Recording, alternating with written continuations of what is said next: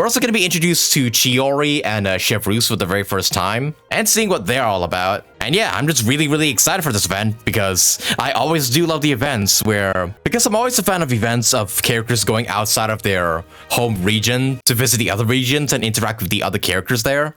Those events are always my favorite in Genshin. And yeah, this was no exception because the Inazuma characters, Ayaka, Ayato, and Yoimiya are coming to Fontaine to shoot a movie. So I cannot wait to see what that's all about, and I cannot wait to play this event in full. Also, if you guys are wondering why I'm making this a video instead of streaming it, it's because I'm very busy as of late, and I barely have any time nowadays to just sit down and do a live stream. So I decided to record this in video form and then release it like at a later date. So who knows, maybe this video will like come out sometime in like mid-January or something, I don't know. But yeah, I thought I should just have a sit down and just play the whole event in one sitting, and then upload the video later on just to give me some more time to do my schoolwork. So yeah, hopefully you guys are okay with that. And yeah, I guess without further ado, let us go ahead and begin the Roses and Muskets event. Oh hey! Oh, this place is dripped out. Holy shit. Alright, let's begin. Seriously? But, Mr. Morris, I don't understand, sir. How can you only be telling me this now? Hey, it's Xavier, the film director we met in Inazuma. I'm afraid that there's nothing really I can do. I'm really facing a crisis. My hands are tied. But what about my film? Well, I'm afraid you'll have to come up with something on your own. Take it from me. Sometimes you just have to let things go. Same goes for this film festival. Oh, it's a film festival. Oh, I mean, I guess that just makes sense.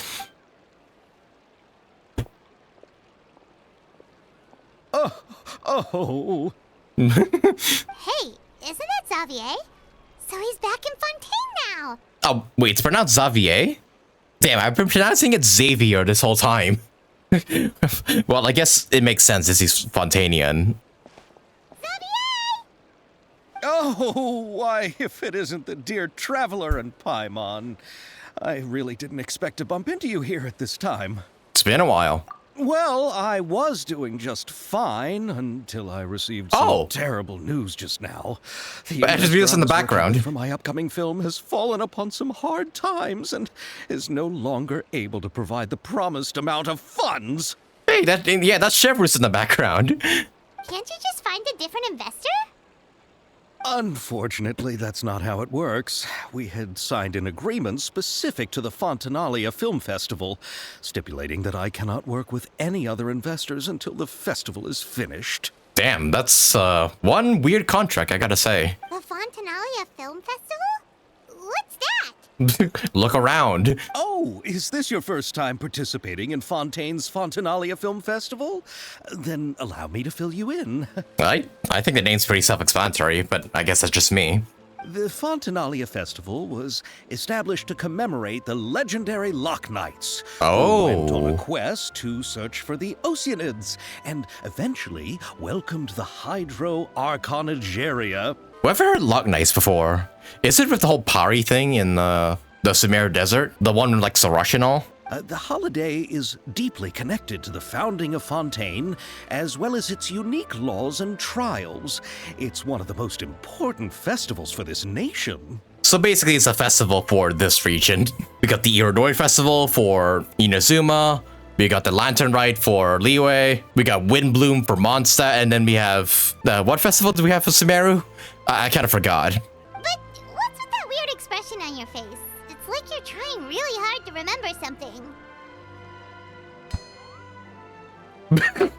What? What's that sound effect? Why did it come in super late? I was just trying to recall the exact description from the books, in order to avoid any unnecessary arguments over semantics. I usually try to recite things straight from the source. Well, either way, Paimon thinks she gets it now. It's just like the wind. Yeah, like exactly what I said. And the lantern right in Liyue. Yes, those are festivals of a similar variety. Who doesn't like a good festival? And just like those of other nations, Fontaine will hold a plethora of events around this time each year. To commemorate the Loch Knights, people will imitate them by putting on special costumes, raising golden cups, and going door to door asking for pure water. Asking for pure water, what, like Neuvillette does? But a few years ago, Lady Furina started to find the whole idea a little drab. Oh. And so decided to change the part about pure water to sweets. Oh, of course she would. Really doesn't surprise Paimon at all. The whole thing seems more akin to a carnival now, and it's quite popular among the kids. Every year, you can hear a bunch of them saying, "Trial or treat."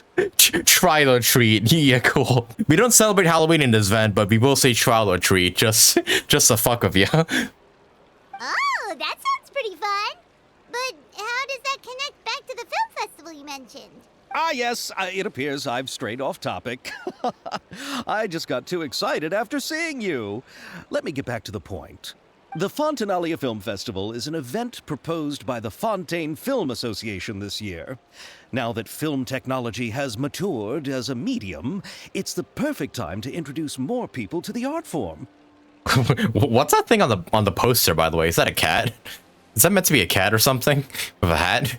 During this time, people may submit films to be evaluated, and the entry with the highest score will be given the Furina Award by the association. The Furina Award. The what award? The Furina Award. The Furina Award. Whoa, okay. You know, after the Hydro Archon, they coined it while Lady Furina was still in power, but even though things have changed, no one has made any motion to update the name. I mean, she's still basically the Hydro Archon, even if she did lose her divinity. Perhaps everyone still thinks of it as a pretty appropriate name. Even though she isn't the Hydro Archon any longer, Lady Furina is still Fontaine's superstar. Uh-huh. Anyone with eyes can see the way she shines on the stage. Honestly, she deserves it after the 500 years she's fucking been through. Huh. Alright. Guess the name does work pretty well when you put it that way. Also, can I keep that, can I win that Furina Award and put in my teapot? That looks super, super cool. Oh, but who would have guessed there'd be an issue with the funding? How will I ever explain this to Miss Chiori? Not to say all the other actors who traveled all the way here from Inazuma. Okay, so Xavier ties in the Inazuma characters to this, I see. Chiori? Sounds familiar. Where have we heard that name before? She runs a clothing store in the Court Fontaine, Chioria Boutique. Yes, that's her. I asked her to oversee the event's art direction, including the design of the actors' costumes and appearances. Oh, Paimon remembers now. Navia said that her clothes were designed by Chiori, and Kirara's outfit too. Oh yeah, I forgot she also designed Kirara's outfit. How to describe her? Well, she tends to be pretty direct and can be very forceful when it comes to dealing with people. Oh boy. The fashion world in Fontaine has dubbed her the Thundering Seamstress. The Thundering Seamstress, what a title. Is she an Electro character by any chance? Her remarkable designs have led many Fontainians to become very interested in Inazuma. Anyway, Chiori is acquainted with all the actors I've invited from Inazuma. Without her help, I don't think I would have been able to get such an international cast for the film. She really is a kind soul. Oh yeah, Chiori's also initially from Inazuma, right? I almost said Fontaine for a second there, but yeah, she's a Inazuman who traveled to Fontaine and just decided to stay here. I wonder what she thinks of the whole Vision Hunt decree, because I don't think she was there for that. Who are the actors from Inazuma? Do we know them? Oh yeah, Ayato, Ayaka, Yoimiya. All three of your favorite Inazuma characters. Why don't the two of you accompany me to the Aquabus station to welcome them? Judging from the time, the Aquabus should be arriving shortly. Chiori will be waiting to meet me there as well. Okie dokie, the crack of muskets breaking the silence. Oh boy, I can't wait. Ooh, what the heck? What is this menu? Okay, Hoyo, you don't have to go this hard for menus. Oh my god, that looks... Oh my god, they're in, like, the form of tickets. Holy shit, that looks super cool. Oh, are these each, Oh, these are the mini games. Okay. Okay, I don't think I'll be doing these on video because I think I want to focus this video on just the story only, but definitely will try to showcase these when I can. But yeah, right now, let's do the main event. Okay, wow, there's 5 acts of this? Okay, I thought it'd be like the usual 4 or 3. Okay, 5, jeez. Okay, either of these acts are like super quick, or this event might be a bit longer than I expected. This is a super cool loading or menu screen though. Holy shit. I like this. Hoyo always goes above and beyond with these like event menu screens. Like, holy crap. All right, well, let's go ahead and continue on with the main story then. Second floor, right? Also, still don't know why this floor is called the Navia line. Ding! Hey, there she is. Damn, I love her design. Look at all those flowers on her back. Oh, what are those shoes? What are those heels? What the hell? Damn, she has such a good design. Miss Chiori? Your talk with the investor sure went fast. Whoa. The aqua bus hasn't even arrived yet. Okay, I honestly expected her to have like a high-pitched voice. Damn, like, yeah, her design looks really sick though. Oh? And who are they? Allow me to introduce you. This is the Traveler and Paimon. Yeah, look at the amount of like flowers and stuff on her outfit. They look so pretty. Pleased to meet you. Oh, she has a Geo vision. Oh, so she's gonna be a Geo character. Okay. Huh. Okay, so we're getting another Geo character after Navia. Interesting. Yeah, the whole like yellow aesthetic all around her outfit looks really cool. And also I love the little like hairpiece that she has right there. Dude, Hoyo really kills it with their character designs, I gotta say. Likewise, we've heard the owner of Chiori Ya Boutique is a skilled seamstress, so it's a real pleasure to finally meet you in person. The way Navia's wardrobe comes together is really exceptional. The concept behind Kiara's outfit is really original. I kind of prefer Navia's outfit. Why, thank you. I strove to create an outfit that matched her high social station as the demoiselle. So tell me, what happened? I can tell the conversation didn't go quite as expected. I like her voice, honestly. It has like a bit of an authority to it. Well, it's like this. So the guy rejected me. And now, funding.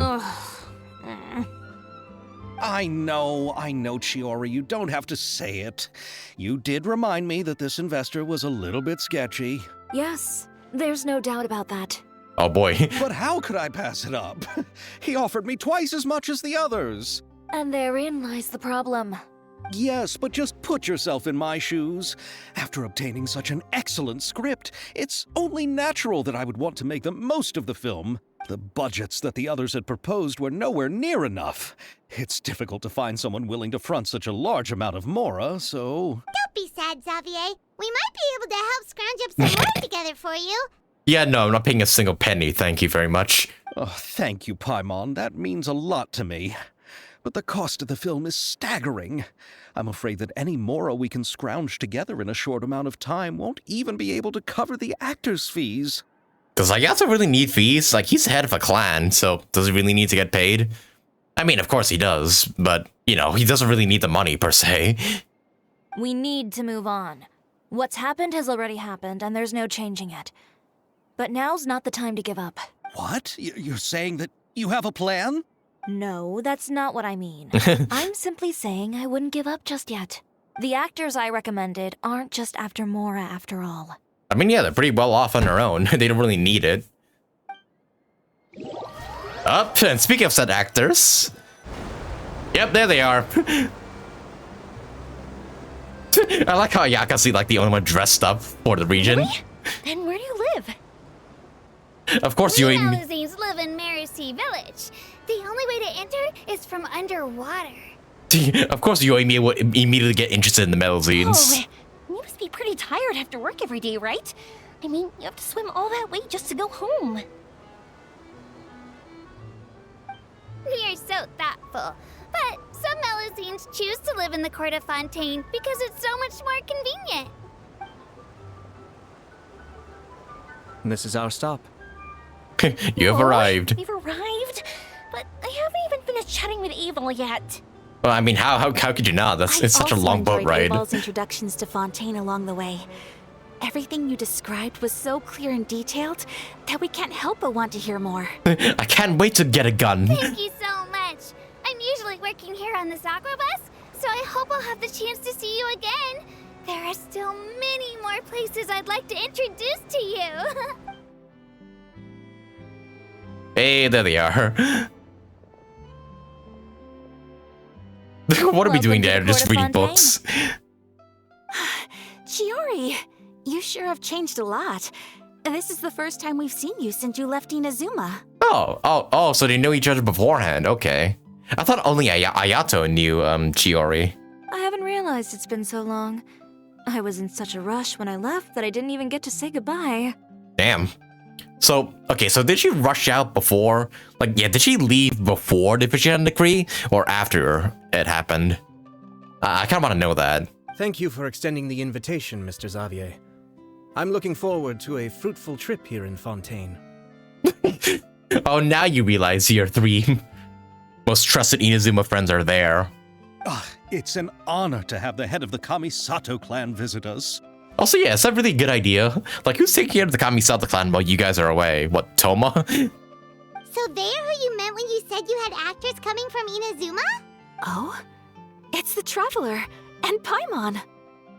It's been a while. Wow, what a coincidence! Ayaka and I were just talking about you on the way here. Are you also here for the film? We just ran into Xavier earlier and came over with him.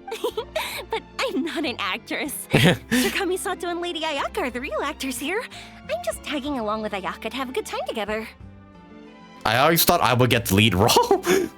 About that, I mean, how was I supposed to contact you when I was making preparations for the film? I figured you were probably busy, and I didn't want to disturb you. Also, I do love the fact that, like, yeah, Ayaka and Ayato are the actual actors, but Yoimi just tagged along for the fuck of it. So I could only keep you in the back of my mind while I sought other actors to play the lead roles in the film. I had been thinking about a surprise reunion with you during our trip here, but you still managed to surprise me first. Oh, so you all know each other already. My, what a coincidence. What are the chances everyone could be brought together here like this? What a coincidence that all these playable characters happen to know each other. Man, it's like you've been through like the Inazuma arc or something. And saved a region and everything from the Raiden Shogun's catastrophe. Why don't we go to Hotel de Boer and catch up over a meal? I've already made a reservation. Huh? Did you reserve 2 spots for us too? Yes, of course, of course. Damn, that I'll quickly, be sure huh? to tell the boss to serve a few more delicious dishes just to make sure there'll be enough food. Very well. Then please, kindly lead the way, Mr. Xavier. Part of me wishes that Yoimi and Ayato would get Fontaine outfits too, but oh well, I guess they only made one for Ayaka back then, so. Yeah, she's the only one stuck with it. Wow, the buildings in Fontaine are so tall. Just look at how big they are. And there's the fountain that Aval mentioned earlier. It really is a magnificent sight. Oh, so yeah, everyone remember when we all thought that fountain was like important in some way, and then it just turns out to be like just decoration. And look at that huge spinning sphere. Where does it get its power? Wait a sec. Could it be one of those clockwork mecha we've heard so much about? Oh boy, they're already beginning touring around. Alright, go to Hotel de Boer's 2nd floor. You know what, actually I'm gonna go ahead and put Ayato and Ayaka in my party. Just because, you know. Just because they are here in the event. Very well. So this is what food from Fontaine is like. It sure is different from what we have in Inazuma. How should I describe it? It seems like you have to go through a lot more steps to make them. And the flavor has many layers too. Yes. When I first went to Inazuma, I actually thought the food there tasted a little too bland. It took some time for me to get used to it. Oh, come on now. Japanese food can be good sometimes too. Let's get back to the purpose of this trip for a moment, shall we? How have preparations for the film been coming along, Mr. Xavier? Well, I just lost our only investor, so that's not a good start. Well, I've already assembled most of the film crew. A lighting specialist, a prop manager, and a costume designer. I've also bought the copyrights from the novel's author. Damn. Oh, it's called The Two Musketeers, right? I read the script you sent me on the way here.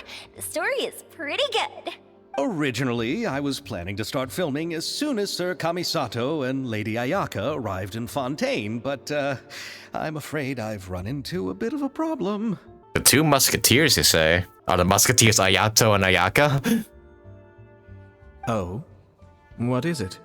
It has to do with the film's investor, Mr. Morris. He suddenly informed me this morning that he's encountered some financial trouble and will be unable to release to me the amount of funding agreed upon. It's said that Fontaine's legal system is well developed. If he has violated the contract, then can't you simply take him to court over the matter? Yeah, and have Neuvillette just shit out of him. Well, I'm still more concerned about filming.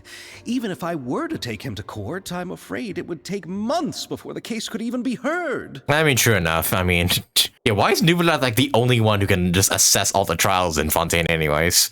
Then, is there a way we could raise funds ourselves to solve the problem? I've considered that option too, but unfortunately, it's difficult to gather such a large amount of mora on such short notice. Besides, we have to consider the film festival's submission deadline. What, are they gonna pitch in their own funds? Because I guess the Kamisato clan's like kind of rich, somewhat. Mr. Xavier, if Ayaka and I were willing to perform for free, Damn. would that resolve the problem you are currently facing? Performing for free? Damn. What? No, out of the question. To have you come all this way just to act for free? Oh, no, that won't do. There's no need to worry, Mr. Xavier. My brother and I had actually intended to work for free after receiving your invitation. Really now? Inazuma has only recently reopened its borders, and needs to strengthen its relations and cultural ties with other nations. We didn't have many collaboration projects with Fontaine in the past, so we hoped this trip would serve as a good start for the future. Indeed. You could say that's the real reason why the Yashiro Commission agreed to come to Fontaine. I understand, but having you two act for free just doesn't seem right. I mean, they're rich. They'll get by. Not at all. While we're officially here to conduct a cultural survey of sorts, we must express our sincerity if we want to establish formal cultural ties with your nation. This film will serve as proof of friendly cooperation and cultural exchange between Inazuma and Fontaine. It's my hope that the film can be finished and released as smoothly as possible. I see. So that's why Ayatsu's here. I was wondering, why would the Kamisato head of the clan come all the way here and leave it unattended in Inazuma? This is why. Okay. If you still don't feel comfortable with this arrangement, I would also be more than happy to be introduced to some other renowned individuals in Fontaine's literary and artistic circles. Oh yeah, let me go ahead and introduce you to Neuvillette, the head of the nation, and Furina, the old Hydrarchon. All right, I'll do as you say. Thank you so much. I'll make sure to cobble together enough mora now, even if it means selling my house, my camera, and every single family heirloom. Okay, you don't need to go that far, buddy. Like, come on, it's not like your life's on the line here. Come on now, no need to go that far. I'll also help you out as a brand sponsor. We can help too. Just say that you got our contribution from some personal friends. Me too. Even though I didn't bring much more to spend on this trip, it's still better than nothing. You are too kind, all of you. I really don't know how to... All right, calm down, buddy. It's not that big of a deal. Ew. All right, enough about that. Now that we have Xavier's savings, my support, and 2 leads who are willing to act for free, I think we will be able to make this happen. Did she just say "ew" at the beginning of her voice line? Ew. So, instead of Mora, you'll help with filming and production. Oh, but how can we help with that? We don't know much about making a film. All right. Pull yourself together, Xavier. Tell us if there are still any open positions left among the crew. All right. Let me think. We still need a camera operator, a clapper loader, and someone to manage logistics. A clapper loader? What the heck's a clapper loader? I originally wanted to personally serve as director, but I've been too busy working as the producer. So the positions of director and director's assistant will also need to be filled. Is it pronounced director, not director? What the hell? I guess that's how Fontainians pronounce it, I guess. Paimon knows what the director and the logistics support person do, but yeah, exactly. What's a clapper loader? The hell is that? The clapper loader is responsible for using the clapper board to record and organize the information of each shot when the camera operator begins shooting. The work requires both patience and careful attention to detail. Okay, what's a clapper board? A clapper board? Oh, like action. Dunk. Okay, so that's what it is. Okay. Yes, that's right. Are you interested in that job? I mean, it seems like a pretty darn easy job, so I guess Paimon can have it. For sure! Paimon's always wanted to try that! All right, then you'll be our clapper loader. I can find someone from the store to help with logistics. What do you think, Xavier? Oh, fine by me. As for our camera operator, I was thinking of letting the Traveler take the role. I mean, naturally. I mean, we have plenty of experience with a camera. Oh, she's great when it comes to using a camera. Paimon can't even count how many things we've taken photos of during our journey. Yes, that's also what I was thinking. I noticed the Traveler had an eye for photography and composition when we worked together previously. I'm sure that's due to the traveler's journey across Neuvillette and all the places they've seen. After so many adventures, using a camera must be second nature by now. What do you say, Traveler? Are you interested in the job? As long as I'll be able to help. Lights, camera, action. Thank you. It really means a lot to me. Come on, friend. Let me give you a big warm hug. Whoa, hey, no touchy, no touchy. I better think we get to work. So all that's left for us to find is a director and an assistant. Oh, me. I want to be the director's assistant. All I need to do is help the director, right? I can handle that. I'm not sure if it's that simple, but I guess you do you, Yoimiya.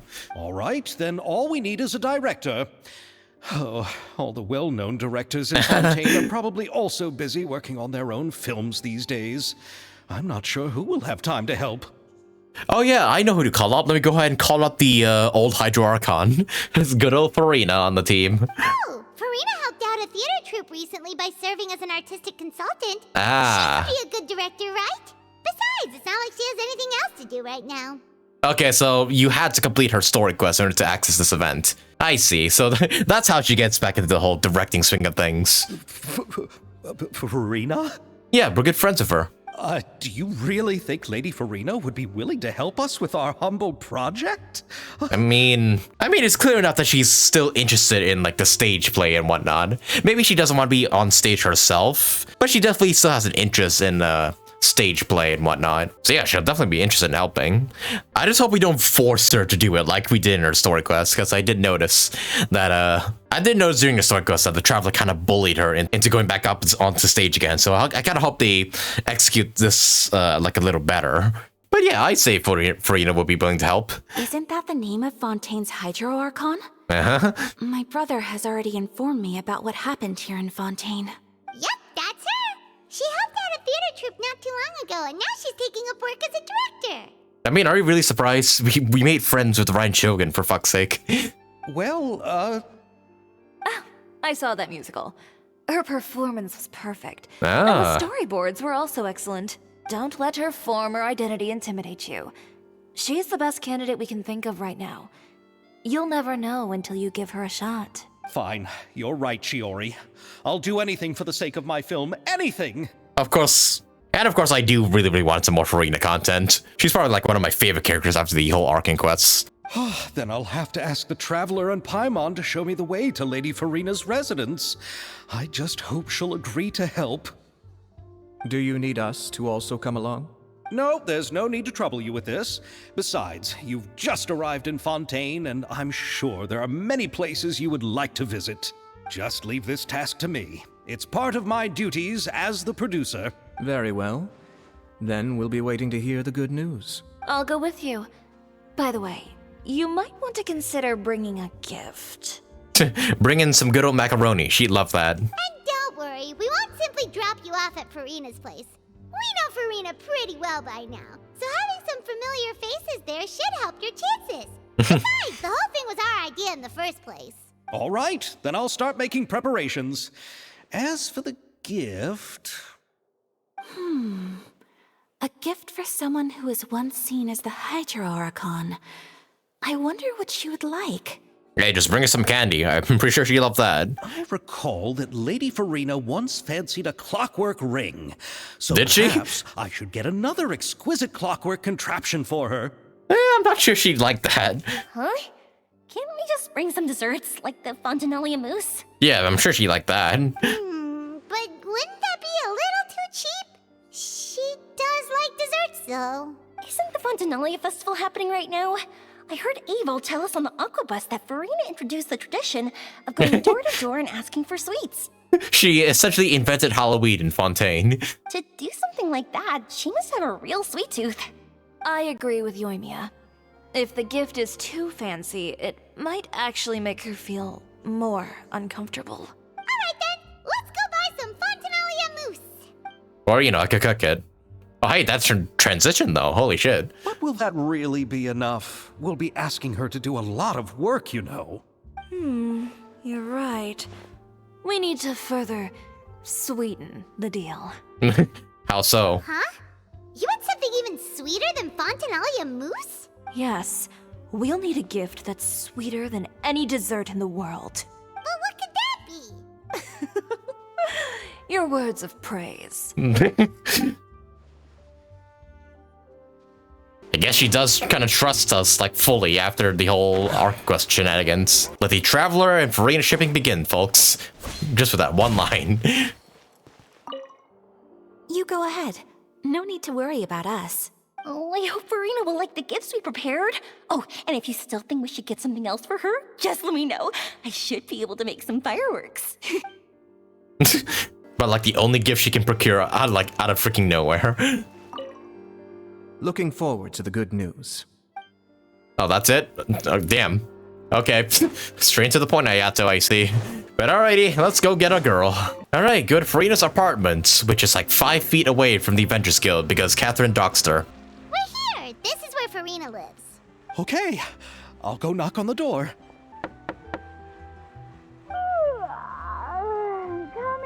Coming. Seriously, who's knocking before afternoon tea? Damn, Furina's a heavy sleeper, I see. Who are you? Lady Furina, please allow me to introduce myself. I am Xavier, a film director. Hello. Oh, is that the Traveler in Paimon I see behind you? Hi. And who's this? I'm Chiori. Ah, the one from Chioria Boutique. Hello, hello.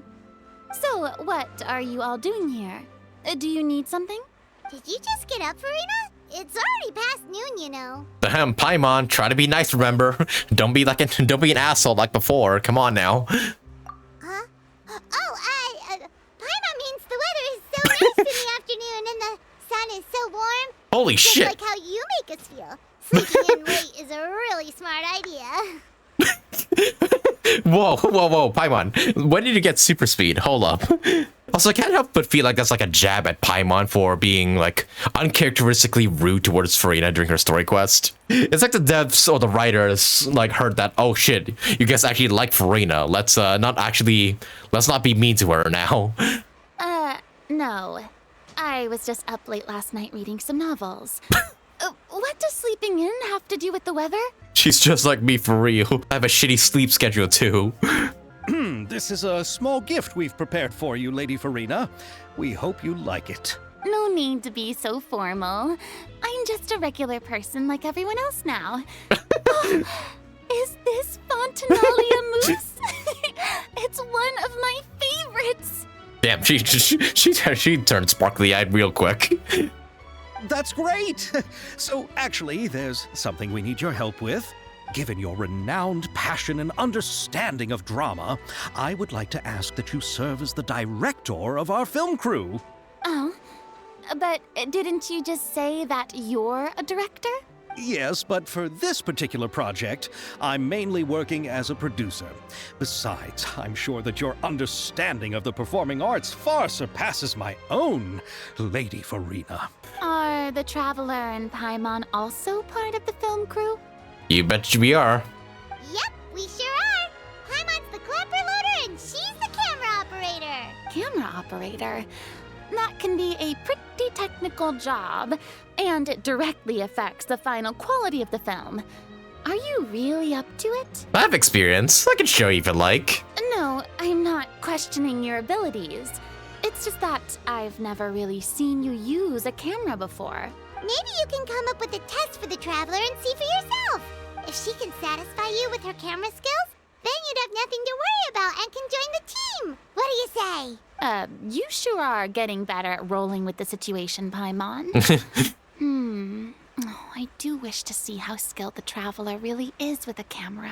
All right, how about this? We'll work with what we have. I'll give you some scenarios and see if your work is up to my standards. Sure, no problem. Whatever you say, Director Furina. Very good. It's essential for the camera operator to understand the director's vision. I'll make my decision after seeing your work. Are you ready? I have high standards, you know. All right, yep, I'm ready. Okay, grab the camera and I'll give you a scenario. Ooh, okay. Oh, okay, so we actually have to... Okay, so this is like serious now. Estelle's the boss of the Biomot workshop. Oh, okay, the blacksmith near us, okay. And has always been proud of her forging machine, as it can not only precisely control strength of temperature, but also takes no effort from the blacksmith. Let's take a film promotional video for her workshop. Remember to emphasize the superiority of her forging machine.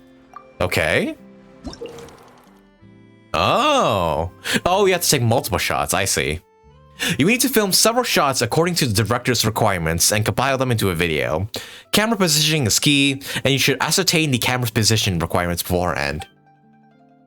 When filming, there'll be narration requirements. Select the most suitable narration according to the story. Try to satisfy all the director's filming requirements. After selecting the most suitable choices for all the camera positions and narration, you may begin the filming and see the results. Okay. Located in the court of Fontaine, Beaumont's workshop is a weapons workshop that utilizes a forging machine. Oh, okay, so I just gotta pick the photo that best suits the narration.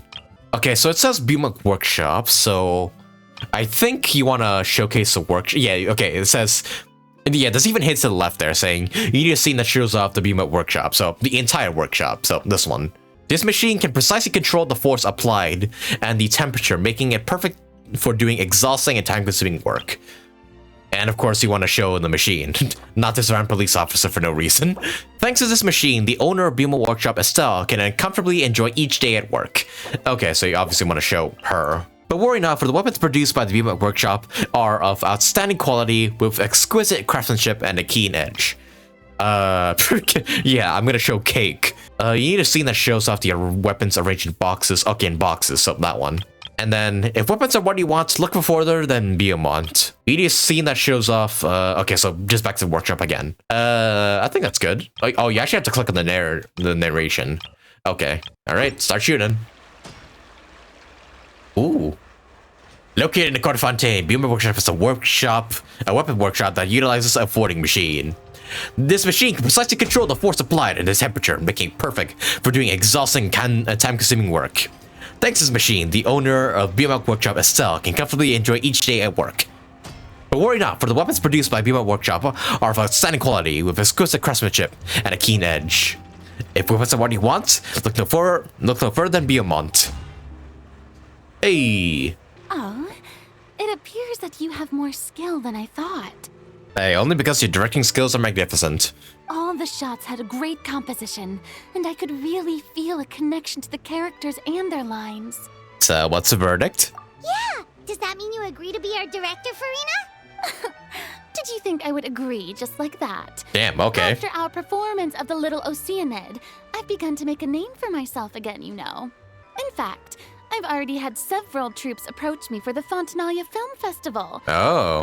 Unfortunately, the scripts were all pretty boring and didn't pique my interest. Damn. If others were to find out I agreed to work with you so easily, then, well... There'd be riots. Hey, but didn't we have a deal? What else do we need to do to convince you, Furina? Well, what about the pay? Yeah, about that. Huh? You know, how much you're willing to pay me to be the director? The pay is also an important factor for me to consider, you know. Yeah. I can offer you this much? 5,000 mora? What? That's all? If Neuvillette were to hear of this, he could charge you with underpaying your labor. I'm sorry, but our crew is in a tight financial spot at the moment. I see. Well, even though it's highly unlikely now that I'll join your crew, there's still something I'd like to ask. Exactly what film are you planning to make? Hey, the story of the two musketeers, apparently. Our script is an adaptation of The Two Musketeers. Oh, wait, no, this story exists already, okay. Huh? Wait, you mean the suspense thriller novel that was a #1 bestseller? Oh, so Furina's read it too. Of course I read it. I've always had a keen interest in artistic works that strike a chord with the populace. Also because I'm a fan. I see. It all makes sense now. You must have used most of the budget to pay for the copyright. Not really. The novel's author transferred the copyright to me practically for free once he heard that I wanted to make a film adaptation of the story. The lack of budget is due to another issue. Yeah. He probably just wants to get his name out there. So, Mora isn't the most important thing to him right now. It reminds me of a delivery courier who wears one of my designs while traveling all across Neuvillette. I didn't charge her much for the outfit either. The exposure she provides for my brand is well worth it. Good old Kirara. So, are you a big fan of this story, Furina? Well, it's alright. The pacing of the story is good, but the character relationships could use some work. When I was reading it before, I always felt like some things were left on a rather unsatisfactory note. Oh boy. I have high standards, you know. She's being a critic right now. Mr. Xavier, if, hypothetically speaking, I agree to be the director, how much freedom would I have in terms of script revisions and creative interpretation? As much freedom as you would need. I wouldn't dare doubt the tastes of Fontaine's greatest star. Good. Then I'm free to alter the script as I see fit. Oh boy, what's she gonna do? Absolutely, no problem. We're counting on you, Director Furina. Now's your chance to make a film that you love. All right. It seems that your crew really can't go on without my care and direction. Okay, careful there, Furina. You're gonna go back to your old Archon personality. So, you agree? Yes, I agree. Although the pay is well below what someone of my caliber deserves. A great script calls for a great director. I mustn't let a perfectly good story be ruined due to lack of funds. If you have fine cheese and bread, you wouldn't just let it sit on the counter and get moldy just because you lack an oven, right? Thank you, Furina. Oh, Hydro Archon above! I'm not dreaming, am I? Somebody pinch me. There's no more Hydro Archon, you know. And it's still a little early to celebrate. Hey, you're still the Hydro Archon in our hearts, alright? There's a lot that goes into shooting a film. Although the trickiest tasks of finalizing the script and casting the actors have already been taken care of, we'll still need to reserve filming locations. Not to say set up lighting and props. And by the way, since we'll be filming The Two Musketeers, we'll need to find an action choreographer. Oh. Ideally, a professional who has actual experience with muskets. Okay, this is where chevreuse comes into this. Okay. Yes, I've thought about this as well. I was hoping that you might know someone who could handle the job. Well, there was this purple-haired lady with a gun. Me? If this was before, I could have simply asked Glorand. But it's already been some time since I last talked to her. Oh, damn. Have they stopped talking because she's no longer the Hydro Archon? Navia can also use firearms, but unfortunately, her style is quite different from that of the characters in the story. Could we ask the Special Security and Surveillance Patrol? Oh, you mean the Special Patrol's Musketeers? Yep, aka chevreuse. Yes, that's right. They work with muskets every day. I can't think of anyone more qualified than them. They would be under Neuvillette's jurisdiction. Unfortunately, I, don't have any connection with them at all. Okay, then we just go ask Neuvillette then. So, in the end, we still have to start by talking to Neuvillette. Why so nervous? No need to go to all that trouble. I know their Captain Chevreuse. Yep. Oh, you do? Wait, Chiori, how do you know the captain of the Special Patrol's Musketeers? Actually, that's a good question. No particular reason. Running a business means dealing with some trouble from time to time, and she's helped me out on a few occasions. In return, I've helped her handle a few situations in which the Special Patrol couldn't get involved directly. So, we've gotten to know each other over time. So you're saying there's been times when the Special Patrol needed a fashion designer to handle a situation? Yeah, I was gonna question that. Work is becoming more and more mysterious. What, does she run like a secret underground organization of criminals or something? It'd be best to keep it that way. Anyway, enough about that. What do you all think about asking the captain to be our musket action choreographer? She sounds professional enough. She is a captain after all. I have no objections. I do wonder why Furina's afraid of talking to Neuvillette, though. Like, why? Like, after everything you've been through, shouldn't he, like, respect you the most? I wonder about that. But I imagine the Special Security and Surveillance Patrol must be busy with their duties. Do you think she'd really have time to help with shooting a film? And then there's the issue of pay. Well, it just so happens that she's also not the kind of person that's just after Mora. Damn. As for whether she has time, I'll have to go and ask her first. A lot of unpaid actors in this quest, I see. Then I'll leave that to you. Macaroni's on sale today, so I've got to go. You can just tell me how things went when we discuss tomorrow's plan later. I'm busy today. I gotta go buy some macaroni. No problem. Having Furina join feels like a big boost to our team. Of course. Just wait until the day of our premiere. You'll witness the true power of my name in these lands. You'll be so glad I agreed to help. I can guarantee that even the standing tickets will be sold out. I'll be sure to ask some people I know to see if they'd be willing to act as extras. Seems like you're finally getting more comfortable with your own reputation now. I didn't ask for the Clapper Loader's commentary, Paimon. Yeah, shut up, Clapper Loader. I can't wait to see our film's premiere. Then let's get going. I happen to know where Chevreuse is today. By the way, I'm curious.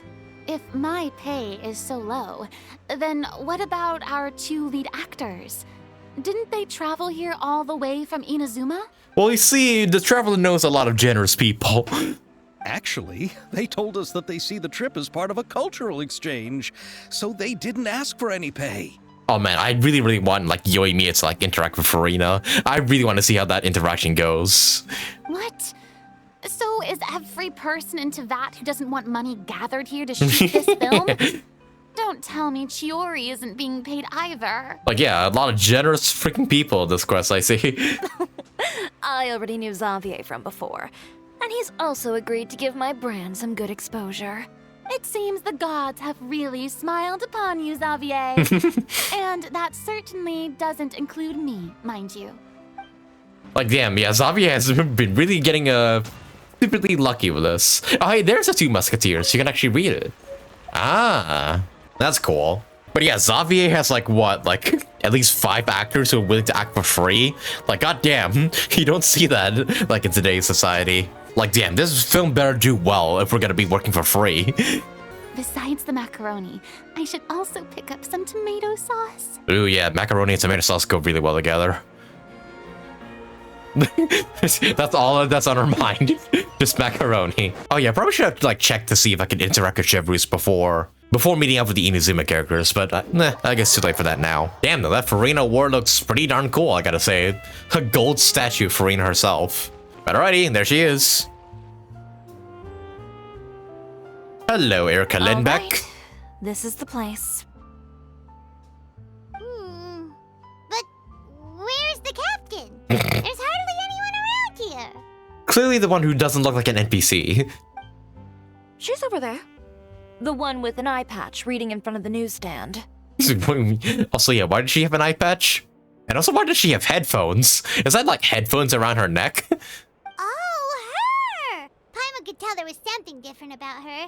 She seems kinda intimidating. Please wait here for a moment. I'll go fetch her. She's working now, so you might not want to get in her way. Working? But isn't she just standing there and reading a novel? Yeah, what do you mean working? Just trust me. Okie dokie. Oh, alright, let's see what happens then. Chiori sure is a mysterious person. She claims just to be a fashion designer, but she knows all these powerful people. Yeah, it wouldn't surprise me if she like ran an underground mafia or something. The court of Fontaine isn't particularly tolerant of visitors from overseas, Oh. so it isn't easy for a foreigner to promote their brand here. Even more so in the competitive world of fashion. Even a local like me just trying to make a film has to face all kinds of challenges. So I can only imagine what Chiori has been through to get where she is today. I'm sure that having more connections has definitely worked in her favor. Reading on the job? Detective novel. Goddamn. I cannot unhear Shion. One main character? No. Multiple. Branching storylines. Interesting conversation. I see. How's the plot coming along? One of the main characters is about to make a choice that will affect the rest of his life. I'd wager he's going to make the wrong choice. Any way to speed things up? There's something I need your help with. You know that doesn't depend on me. It all comes down to what the character chooses. Holy. Okay, she's really into these books, I see. Even the guys in the background are staring at her. Which is exactly why I'm here to help.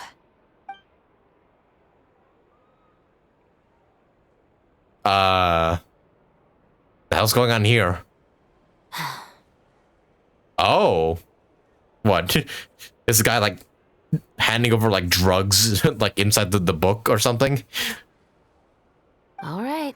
It appears he made the wrong choice in the end. Oh, damn. Halt! Hands in the air where I can see them. Holy shit, this took a turn. Huh? What's going on? Hand over whatever you're holding. Oh, it's just a book. I didn't buy anything else. Then I'm sure you wouldn't mind letting me have a look. Excuse me, officer. I don't mind you standing around here, not purchasing anything, but I'd prefer if you didn't disturb my customers. It's bad for business, you know? Don't give me that act. You won't be able to get off so easily either. Holy shit. I am Chevreuse, captain of Fontaine's Special Security and Surveillance Patrol. I will say this one last time. Hand over whatever you're holding at once. Okay, maybe it is drugs or something. Holy shit. And before you do anything unwise, let me remind you that I'll have you on the ground before you can even think about making a run for it. I also have a gun, so don't even think about running away. All right. I'll give it to you. But please let me say something first. If there's any contraband in that book, then the shopkeeper here is the one who slipped it in. I don't have anything to do with this. Yeah, that totally does not make you suspicious, dude. Why, you trying to leave me on the hook, huh? You were the one who said you wanted it. Save it for the interrogation room. Save it for the slabber. Take them away, Letelier. Oh, damn. There was just officers on standby? Holy shit.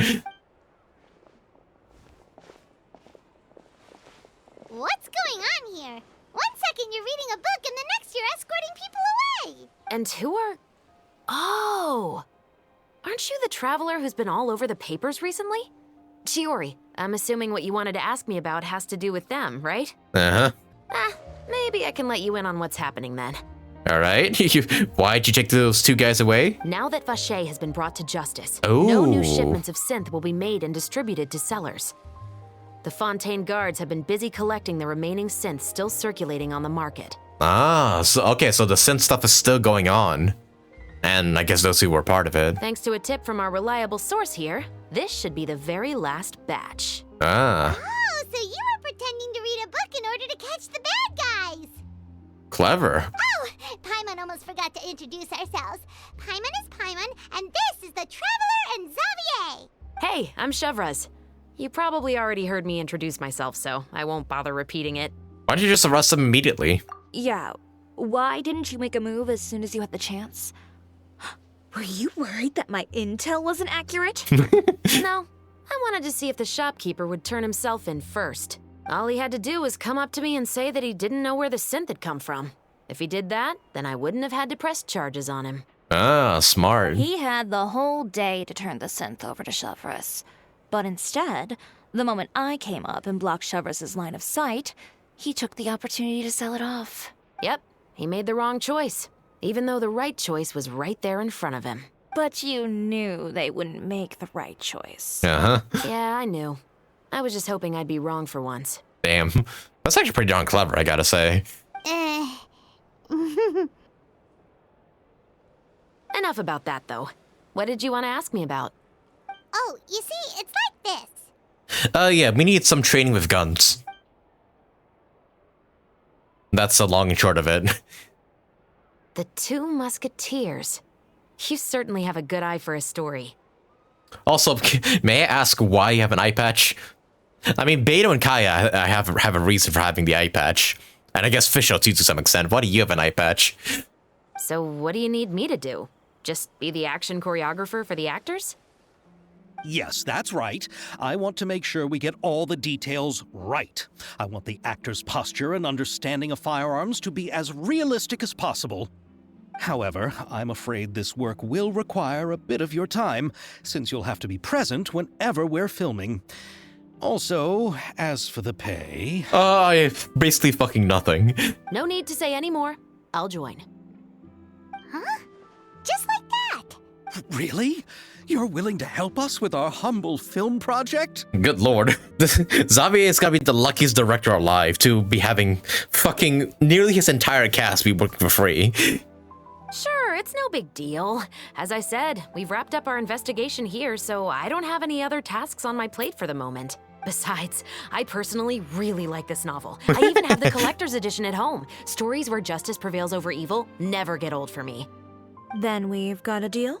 Yes, I'll see you on set tomorrow. Damn, okay, she seems pretty excited. I thought she was gonna be a bit more of a serious character, but she seems pretty chill. Oh my! I can hardly believe it! I should tell Lady Furina immediately. Oh, and I must tell the prop manager and lighting technician to get everything ready. We start filming tomorrow! Okay, don't need to shout at the top of your lungs, dude. The film is going to take more than just a day to finish. Still, I should also head back now and start preparing the actors' costumes and makeup. Alright, guess that's it for today then. Traveler, Paimon, please stay for a moment. I have something to tell you. Oh yeah? Then I'll take Xavier back. Poor thing. He's so excited that he can't even walk straight anymore. I don't want to spend our first day fishing our producer out of the fountain. See you tomorrow. I think Xavier will probably be able to hold himself together. He'd better. Or else. Alrighty, well, what do you want to talk about, Chev? So what did you want to tell us, Chevreuse? Have you read The Two Musketeers? I have the book. I haven't read it yet, though. The story is about a pair of children born into the household of a baron, and their struggle to survive together and take revenge for their mother. They were raised at the baron's estate, where their mother worked as a maid. The two were illegitimate children that the baron had with the maid, so they were never treated well by anyone. Ooh. One day, upon returning home, they found their mother had been murdered and left dead on the floor. It was quite evident that the culprits were the other members of the baron's household, who never had any kind words to say to them. Okay, quite the intense story, I see. However, the baron was able to exert his influence and keep the whole thing under wraps.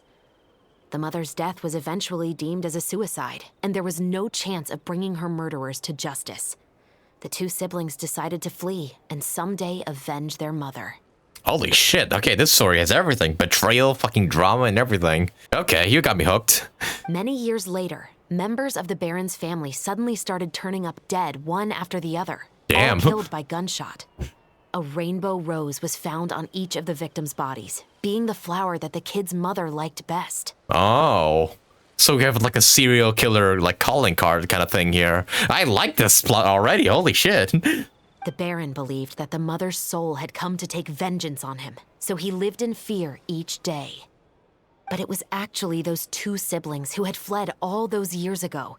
They relied on each other to survive and trained day and night, eventually becoming adept musketeers. They used all of their abilities to collect evidence and clues before executing their plan and exacting revenge on the baron.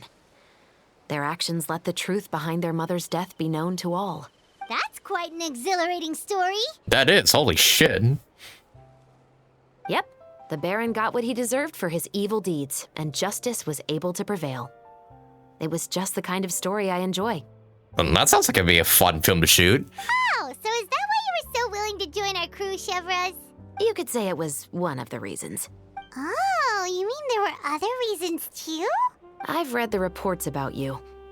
Whether it was at the trials or when you lent your hand to resolve our nation's crisis, you've shown that you've got a strong sense of justice, as well as a great mind for deductions. Wait, so what you're implying is there's a case you need our help with? Oh. Yes, you're as sharp as I expected. It seems you've experienced many similar situations before.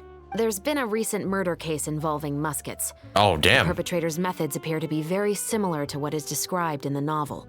Okay, so we're filming a film revolving around justice murders while also dealing with actual murders. Okay, this event's got me hooked already. Holy shit. Huh? Really? But Paimon didn't see anything about that in today's papers. The Marechaussee Phantom hasn't yet released any information to the public because the investigation is currently at a standstill. The murderer is extremely cautious. A murder involving firearms?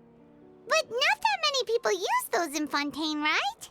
Could be someone from your platoon? Impossible. We perform a routine inspection of our firearms and ammo reserves every day. If one of the weapons had been fired, it would stick out like a sore thumb. Besides, I trust the members of my platoon. However... Well, that's all I can disclose about the case today. Huh? What do you mean? I hope you all can go back and get some shut-eye. You can decide tomorrow whether or not you'd like to join the investigation with me. Interesting. I'm aware this might not be the ideal time to add more to your plate, but the more capable people we have, the better the chances that justice will prevail. Can someone from the Special Patrol help you investigate? Yeah, why me? Carrying out investigations isn't actually supposed to be our responsibility. Oh. Our job is to apprehend the perpetrators. Finding them is really up to the Marechaussee Phantom. You could say I'm taking part in the investigation out of personal interest.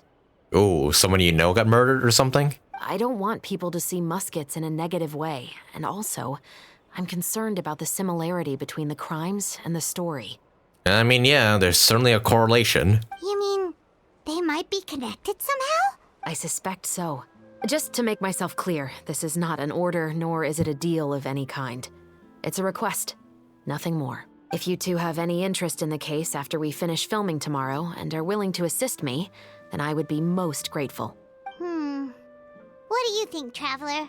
It's already been quite a day. Let's give some thought tomorrow. Yeah, you're right.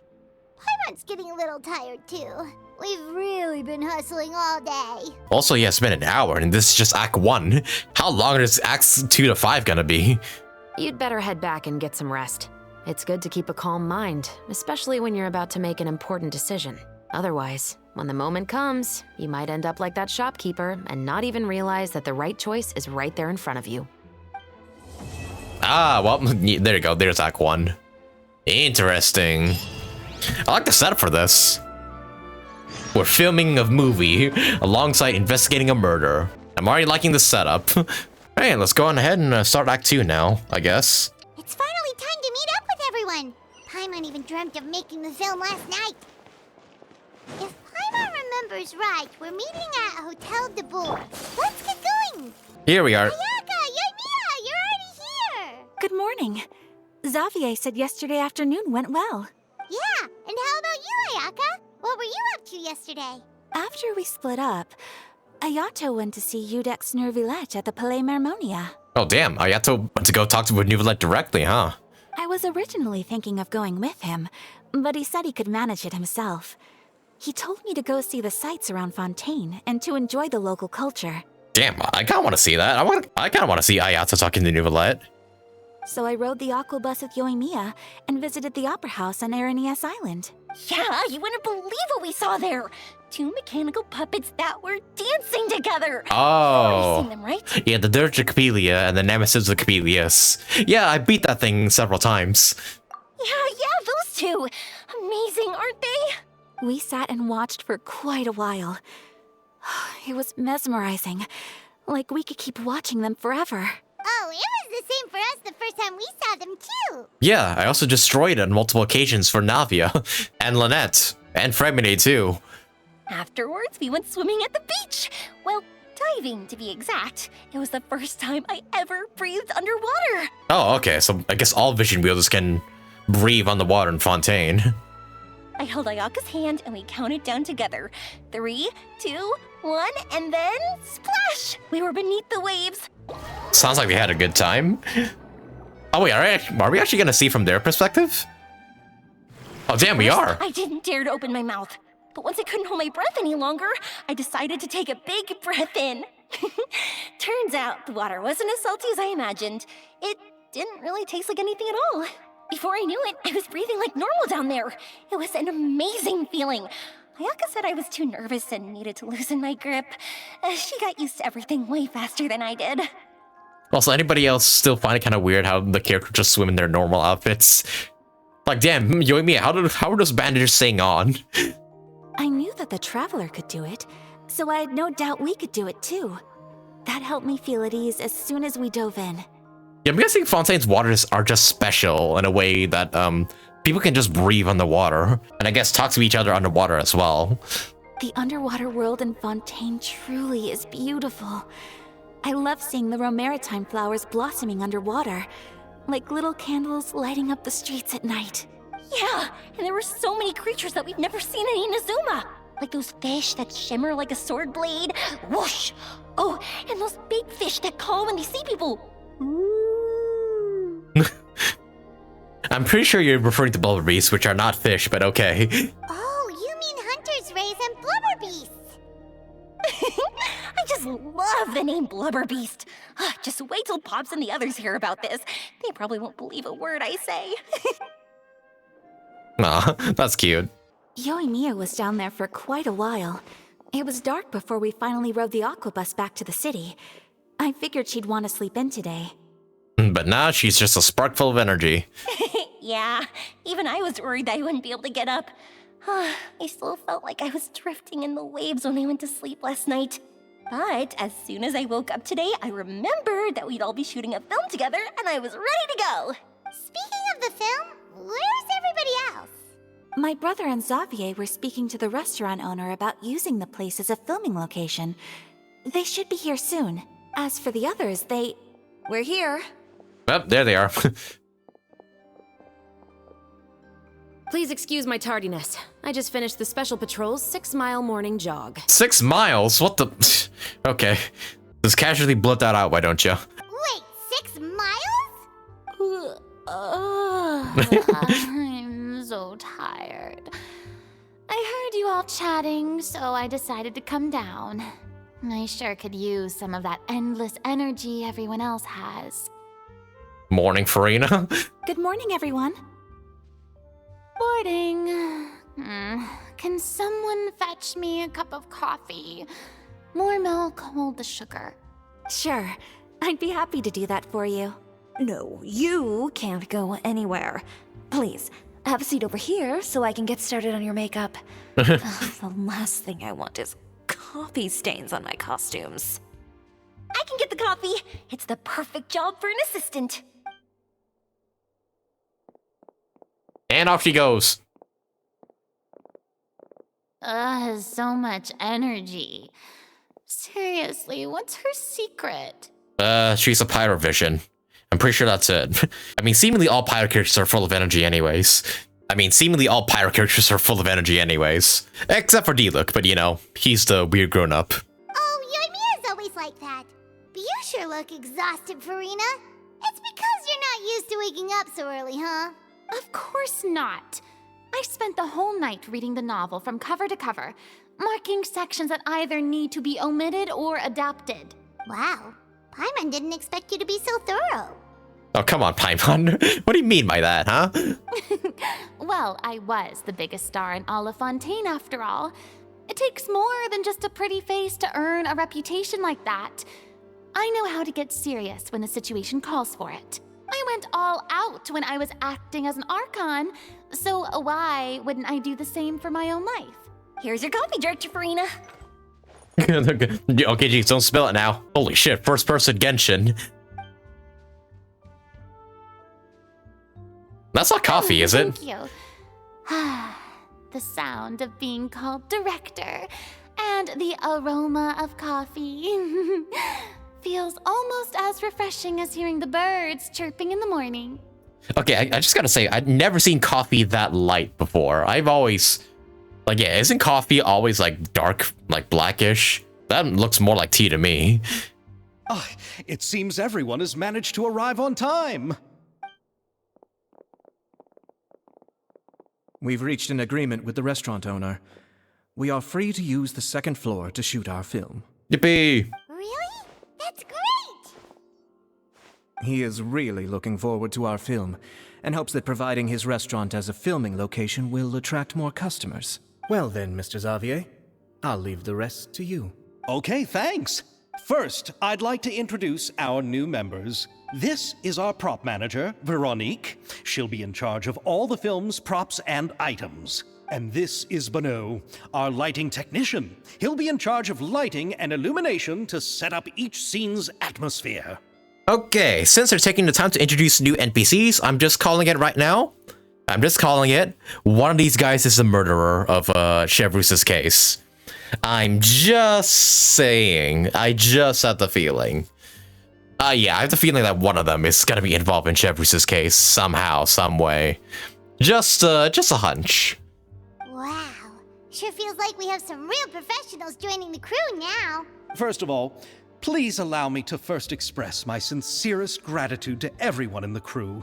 When my investor informed me yesterday that he wouldn't be able to provide the funds, I really thought that this was the nail in the coffin for this film. I had no idea that I'd find so many people willing to help me on such short notice.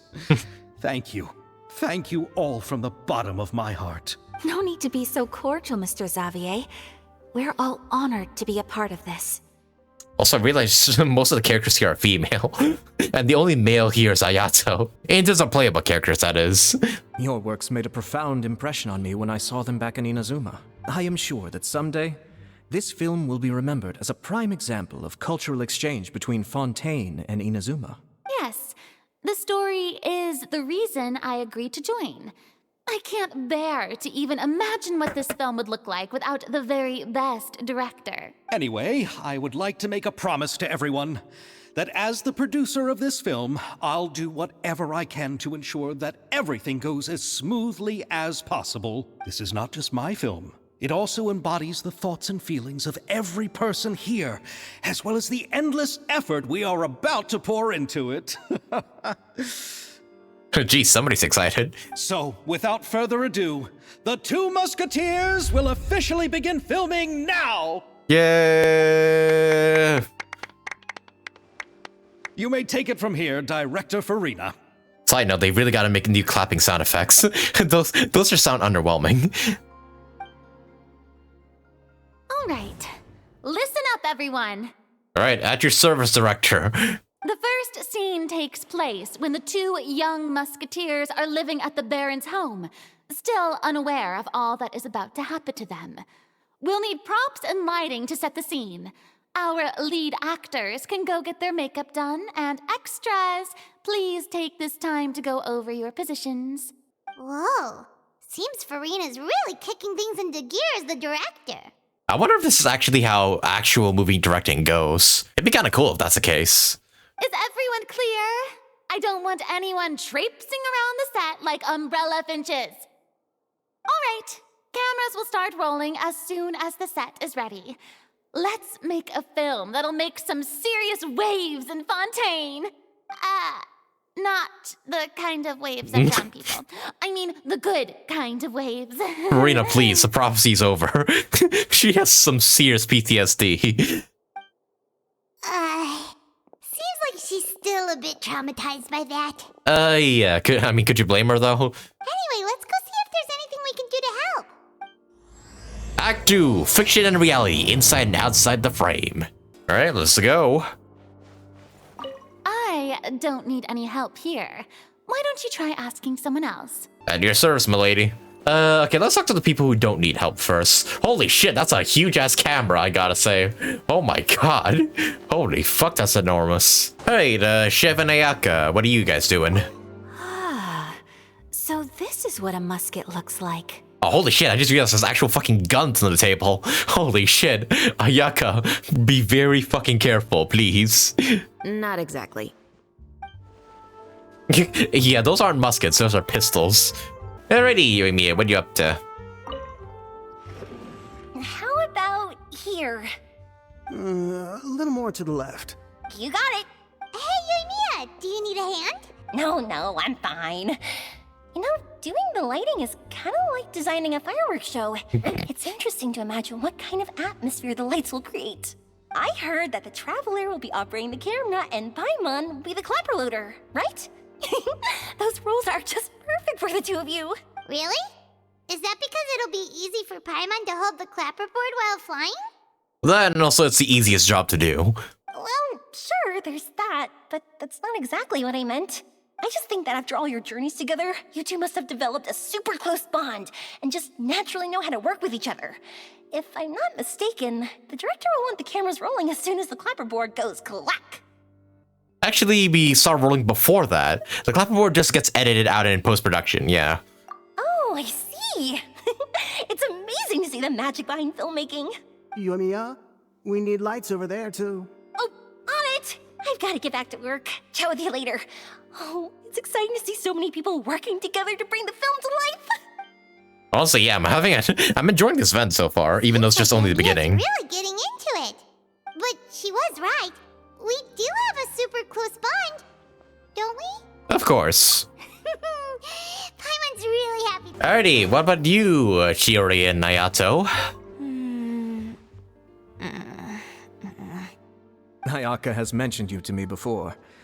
She said that you two were great friends when you were kids. Oh, okay, so the two are childhood friends, okay. No talking. I'm thinking about how to do your eyeshadow. Ah, yes. To help me really look the part. To achieve a more young and naive look for this scene. Okay, you don't have to say it right to his face. Holy shit. Are you saying the wrinkles around my eyes are too deep? I mean, what wrinkles? I don't see no wrinkles. You just have too much of a calculating look in your eyes. But that's how he just naturally looks, though. You sure don't mince your words. It seems you really haven't changed much. Quiet. Okay, jeez. At least be somewhat nice to your former friends. So, this is a real musket? No, it's a pistol. No, it's just a prop weapon. Not bad. Have you seen a real musket before? Only in books and newspapers. I made this one based on the relative shape and proportions I saw in reference images. Oh wait, are pistols referred to as muskets too? I don't know, actually. When we're filming, some special gunpowder will be applied around the muzzle, which will help create the flash and smoke effects of a real gun being fired. Which means it'll be up to the actors to portray the recoil. That's right. The sound effects for gunshots will also be added in post-production. Thank you, Veronique. I think I know where to start now. However, the musket's gears and firing pin could still use some work. Adding some wear on the metallic components will make them appear more realistic. Also, be sure to rub the muskets with some oil each time before we start shooting. That'll give the impression that the firearms have been well maintained. Good point. You seem to know a lot, Miss Chevreuse. I assume you use these types of firearms on a regular basis? I mean, she is technically the police after all. Yes, I perform routine maintenance on my weapons every day. Just like we as people need to eat and sleep, muskets need to be cleaned and maintained. I also perform similar care for my sword every day, and familiarize myself with its shape and weight, to the point where it feels like a natural extension of my body. Yes, this way, our weapons will never betray us in the heat of battle. Yes, well said. It seems we have the same philosophy on this topic. It just hit me. Like, both the English voice actor for Ayaka and Chevreuse, both their first names are Erica, because Erica Mendez voices Ayaka, Erica Lindbeck voices Chevreuse. So it's basically the two Ericas working together here.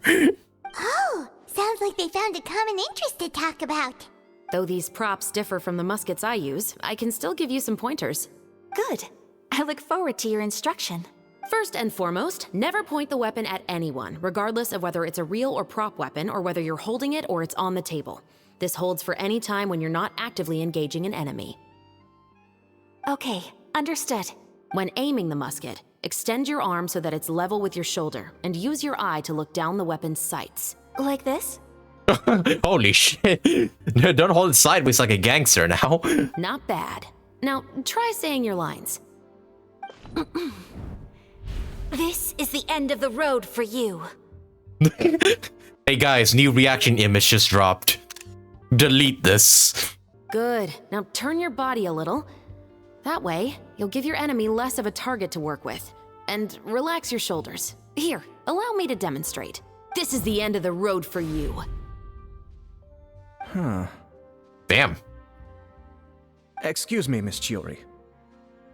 Excuse me, Miss Chiori, I would also like a gun too. Director Furina, there's something I wish to discuss with you. Oh? What is it? Like this?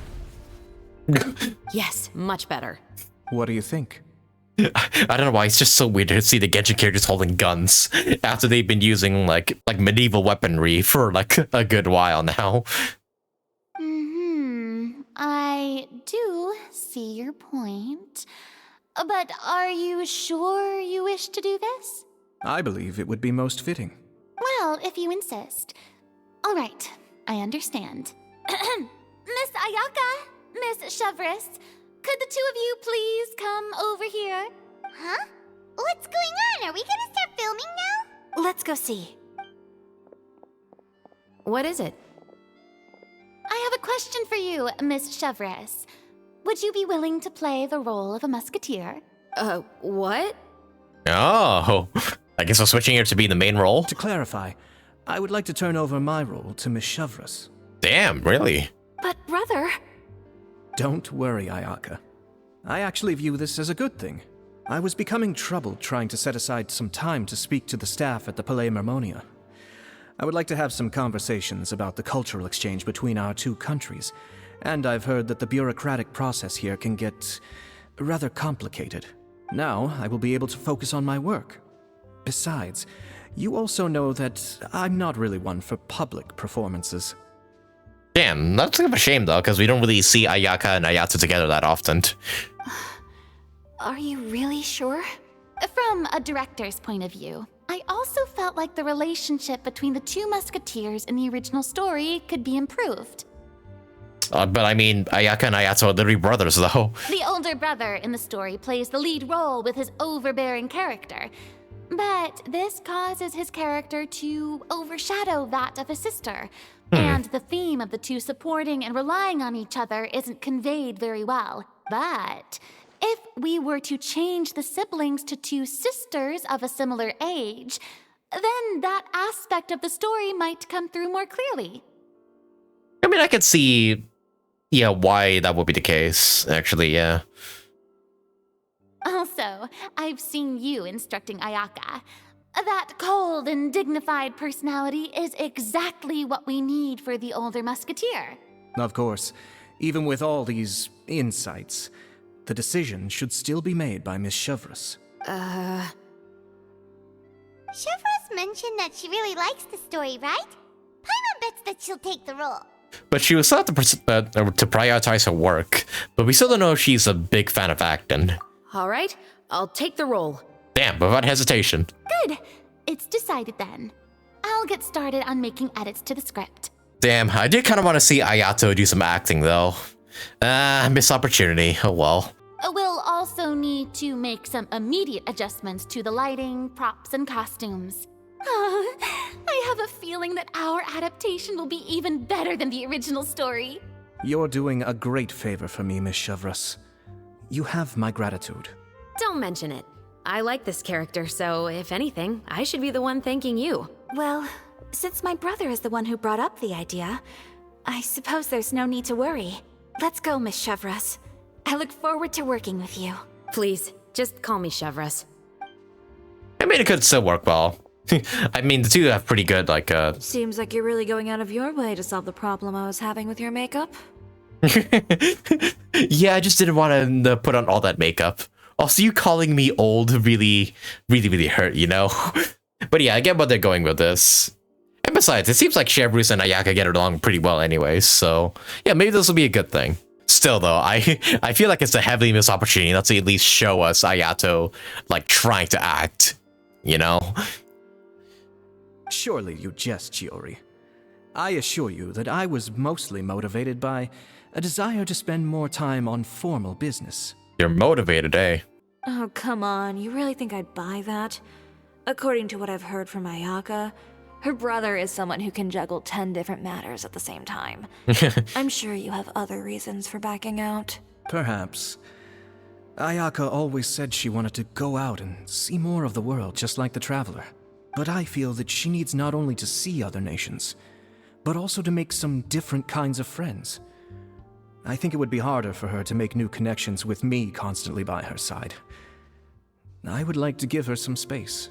Fair enough. Alright, go on. Spoil her some more. Ayato! It's too bad you're stepping down from the role. Paimon really wanted to see you act as a musketeer. Yeah, I really wanted to see him act as well. Oh well. This is the punishment you deserve. This is justice. Yeah, I really want to see Ayato say this line. No need to poke fun at me. I'd wager that you also felt that I wasn't the best candidate for the role. No, I wasn't. It's a little hard for Paimon to imagine you saying those lines. So, are you gonna go back to work now? Yes. I've made an appointment to meet some people from the Palais Mermonia. Now, I will have some more time to prepare. Traveler, get the camera ready. Paimon, get the clapperboard. Actors to your positions. We're about to start shooting the first scene. Damn, and just like that, Ayato just kind of dips out of the performance entirely. Oh well. Go on now. And please take good care of Ayaka. Yep, don't worry. You can count on us. Good luck with your work. Thank you. I look forward to seeing the film when it's finished. All right, now that we're all here, let me help set the scene for everyone. The first scene takes place when our two main characters are still living at the Baron's estate. They've been ostracized and verbally abused by others in the household, but they still have no idea why. We want to capture how naive and innocent they are despite their pain. Chevreuse will be playing the role of the older sister, Tulip, and Ayaka will be the younger sister, Iris. Be sure to get close-ups of the main characters at the right moment. Tulip and Iris. Aren't both of those like the names of flowers? Silence on the set! Lights, camera, action! Action! Let's go! Alright. Tulip, Mother's been out for quite a while now. Perhaps she went to pick some flowers on the way home. You know how she loves flowers. Iris, Tulip, I'm home. Oh, okay. Zoom in for a close shot with the mother. Zoom out for a wide shot. Close shot with the mother. Mother! You were out for so long, we were beginning to worry about you. Oh, I'm sorry, but I'm back now, safe and sound. Here, I brought your favorite treat, apple turnovers. Okay, maybe this wasn't the right angle to choose.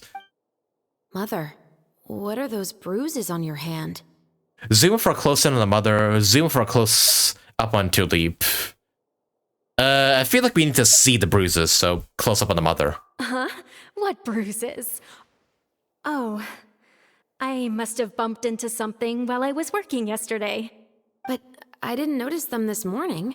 Then perhaps they're from when I accidentally tripped when I was out just now. By the way, did you have fun playing at home? What's the matter, Iris? Focus on Iris. Focus on the general surroundings. Iris. Well, we've realized that no one really wants to play with us. I do kind of like this higher pitched voice that Ayaka's putting on. They even took Iris's doll and spat at us. And they even called us names. They said we were...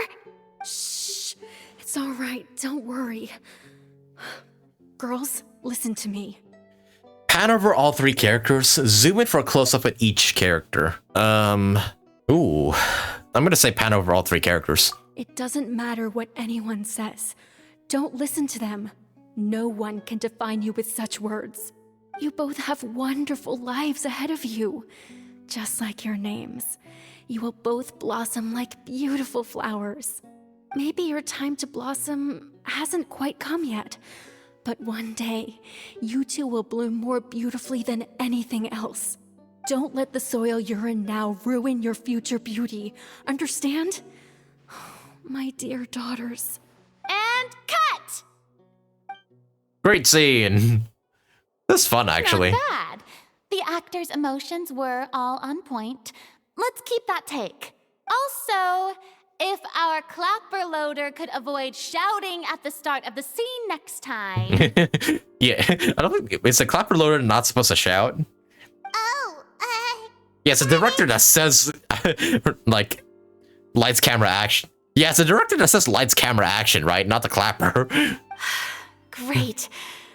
I was a little worried that my nerves would get the better of me. What about you, chevreuse? I felt fine. The lines weren't too difficult at all. Seems like Furina must have adapted the role nicely. You two were great. I couldn't tell it was your first time acting in a film. You should have more confidence. Thank you for your encouragement. Positions, everyone! We'll move on to the next scene after we try a few more camera angles. Everything proceeds at a great pace, and once Furina has adjusted some details to her satisfaction, you begin to film the second This scene. is when our two characters return home, only to discover their mother has been murdered. Okay. Ready? Lights! Camera! Action! Mother, we're back. Mother?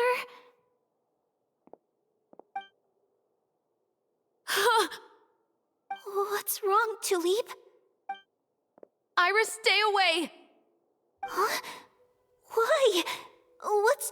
Oh no, a body's been discovered. Mother, she's... Huh? There's poison in this cup. Huh? I could have sworn I've seen this kind of cup before. Those aristocrats. They didn't even try to cover up their actions. Damn. I guess I could cry on command. Holy shit, that's some good acting right there.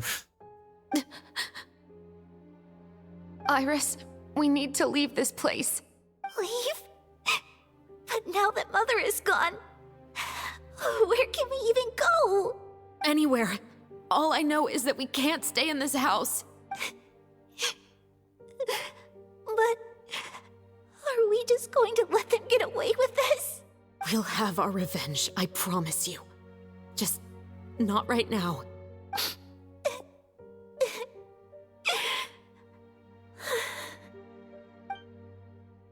Come on, let's go. No, wait. We can't just leave Mother here like this. At least let me leave this rose with her. That's why we went out in the first place. To buy her this flower. All right. Goodbye, Mother. We'll avenge you. Someday.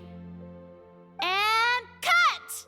Great acting all around. Yeah. Beautiful! Great performance! Raw emotion. Oh my, you're so amazing, Ayaka! And were those real tears I saw? How did you do it? Also, yeah, fucking the ability to cry on command is not an easy task. Like, holy shit. I was surprised too. Thank you for the kind compliments. Actually, as soon as Director Furina said action, I told myself not to think about anything. I just felt the weight of the moment and became the character. Yeah, you just gotta get yourself immersed in the role, I guess. It's quite similar to practicing the art of the sword. You clear your mind and focus only on what's happening in front of you. Ayaka's performance was amazing. Have I discovered an acting prodigy? Imagine you get an acting career out of this. That'd be cool, actually. Pipe down, everyone! We need to move on to the next scene! Alright, scene number 3. Let's go. Damn, we're filming this movie really quickly. A full day of filming on the set quickly passes. Oh, we're just not gonna see the other scenes. Oh well. Bye-bye. Huh?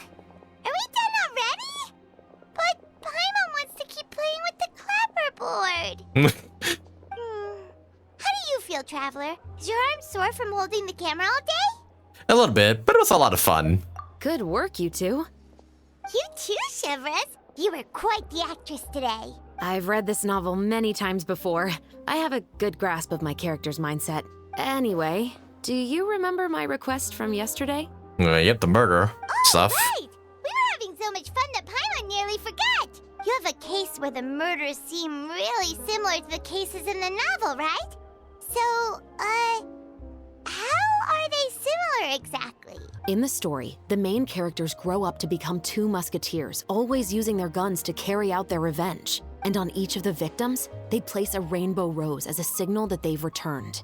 So you mean they were rainbow roses in your case too? Yes, that's correct. We found rainbow roses just like in the novel. Seems like you're connecting the dots now.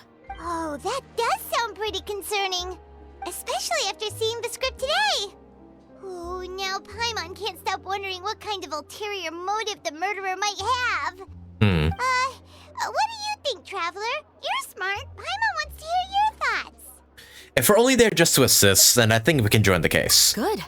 On behalf of Fontaine's Special Security and Surveillance Patrol, thank you for your dedication to justice. There's no time to lose. We should start investigating right away. Follow me. Huh? Right now? But we just got done filming all day. Paimon's so tired. The most valuable intel always comes after nightfall. They are like small, remote islands in the middle of the sea. If you don't stay vigilant, you will pass right by them in the fog. Jeez, what a metaphor. That's how one of my favorite books always puts it, at least. So, where are we going right now? Let's start by checking out some workshops that sell mechanical components. If the culprit is making their own weapons, it's very likely that they'll visit those sort of places. Welcome to Le Show's Clockwork Workshop. How can I help you? Hello. I'd like to know if anyone has purchased some special components lately. Special components? Sorry, could you be more specific? I mean the kind of components that aren't typically used for clockwork toys, but for firearms. Huh? For firearms? No, we don't sell those sort of things here. Don't misunderstand. I'm not here to cause any trouble. We are merely investigating a case, and we're hoping that you could cooperate. Well, to be completely honest, I'm not even sure what kind of components that would entail. Has anyone ever purchased components here as an individual rather than on behalf of an organization? We have a lot of customers who buy toys, but those who buy components are all regular customers who buy in bulk on behalf of their organization. Is that so? I understand. Thank you for your cooperation. You're welcome. It's the least I can do. Okay, now we're going to the blacksmith. Oh, hey, Chevreuse. Run out of oil for your musket again? Hello, Estelle. I want to know if anyone has come to your shop recently to order some firearm components. Oh, is this another case? Let me think. I don't think so. Some people have requested that I make some prop guns for the Fontinalia Film Festival, but I refused all of those requests. Oh wait, you did? Then who's the one that made the prop guns for us? Oh? Why's that? Because there's no profit! I only make things here that can do some real heavy lifting. I don't have the energy to make some new molds just for the festival. You don't have the energy, but the machine does all the work. What do you mean you don't have the energy? Then has anybody come specifically looking for mechanical components? Well, I usually sell off my scrap to the Fleuve Cendre. I don't typically give them to one specific person. I understand. Thanks for your cooperation. Don't mention it. Always happy to have the Musketeers' patronage. Okay, to Fleuve Cendre we go. We haven't found any leads to go off yet. Yeah, unfortunately. All right, let's head to Fleuve Cendre next. Huh? Are you sure? People might not be so thrilled to see the captain of the special patrol there. You think so, huh? Then I guess you don't know. Don't know what? Huh? Know what? That I grew up in Fleuve Cendre. Oh. You grew up? Okay, what? Fleuve Cendre is a place down here, right? Yeah, where criminals are pretty much exiled. Huh. Did not know that. She grew up in the sewers. Hello, I'd like to ask some questions. I don't know anything. Well, that's immediately suspicious if you just say that right out the bat. Don't worry, I'm not here to arrest anybody. You say that now. It's the truth. Here, Take this as my guarantee. Wait, did Paimon just see what she thinks she saw? Is the captain of the special patrol bribing a citizen? Oh, damn. Shh. Keep your lips sealed and no one will ever know. Besides, it's called buying info. Seems you're different from the other guards. What do you want to know? Have you heard anything related to muskets in Fleuve Cendre lately? Anything at all? Muskets, huh? All I know is that about 2 weeks ago, we started hearing some loud noises at night. So loud that it's been waking me up. Were they gunshots? Possibly. It's hard to tell around here. Someone's house collapsing, a pipe exploding somewhere, it's all the same. But the noises I'm talking about definitely happened after I fell asleep. Do you know where the noises were coming from? I don't remember clearly. Are you sure, or what? Do we need to pay you more money? Is it that you don't remember, or that you need to think about it some more? You tell me. For fuck's sake, this greedy asshole. Then please, think about it some more. She's giving her even more mora. I didn't see anything. Maybe she's just giving out some pâté de fruit. The noises came from the end of the southern waterway. I came out and had a look for myself when I wasn't sleeping well, but I didn't dare get too close. That's all I know. All right, I'll take your word for it. Thanks for the pâté de fruit. Then thanks for the 100 grand you gave me. No need to be surprised. I grew up here, remember? I know how to get people around here to talk. What talk? I want some pâté de fruit too. My apologies, I'm all out of sweets. Damn. Though I do have some other tempting snacks in my custody. Fries, fried chicken, and even onion rings. Ooh, onion rings. Give me those. You look at Python. But taking care of junk food is my responsibility. Oh, right, that's our item. Off sticking to your normal, nutritious diet. Holy shit, that's a lot of food you carry. Now then, let's keep going. Give me some. Come on, man. Yeah, well. Yeah, I forgot she brings out fucking chips and whatnot in her idol.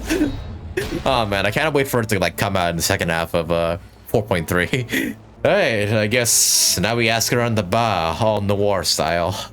It's been a while, Tetro. Please, just get on with your request. Damn, straight to the point. I want to know if you've heard anybody talking about muskets lately. Information isn't free, you know. Damn, more bribes. I've heard that bandits have been extremely active in the countryside recently, and they've been affecting the delivery of goods to Poisson. I can allocate some more manpower to help out with that problem. What do you say? You're still as helpful as ever. One of our men got drunk at dinner about a month ago and lost his gun. Oh. 3 days later, it turned up in the corner here. What's weird about that? He just forgot where he put it, right? Yeah, but that means someone could just, you know, use it and just put it back there. This is Fleuve Cendre, my friend.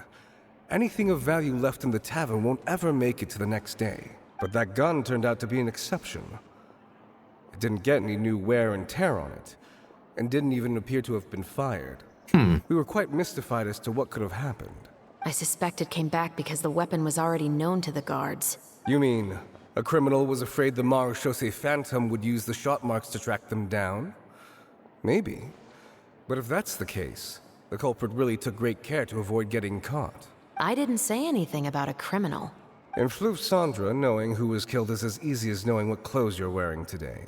It's the guy living in the east side, isn't it? Oh. I've never liked him.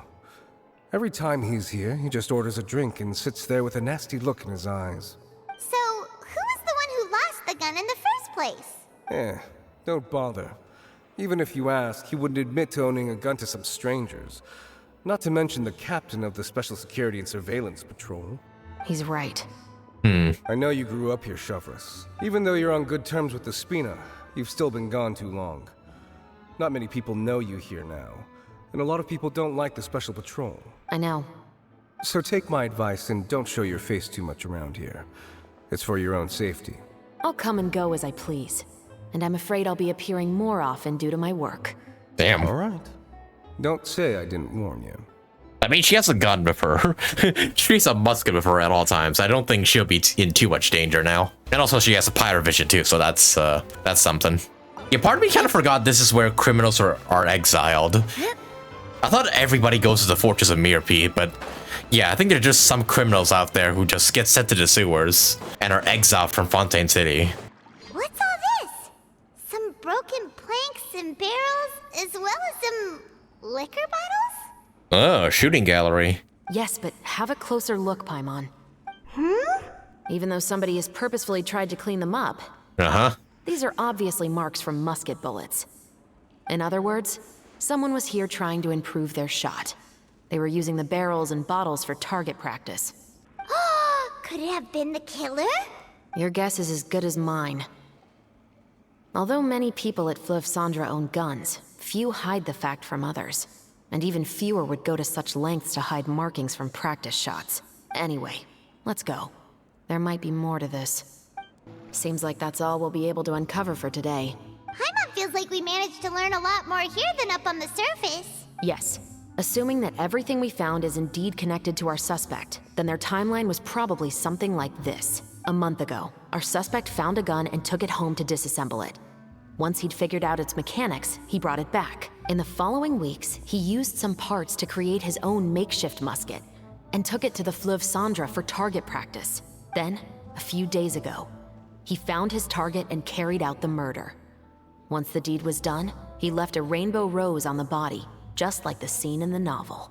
That all makes sense to Paimon, but we're still no closer to figuring out the killer's identity.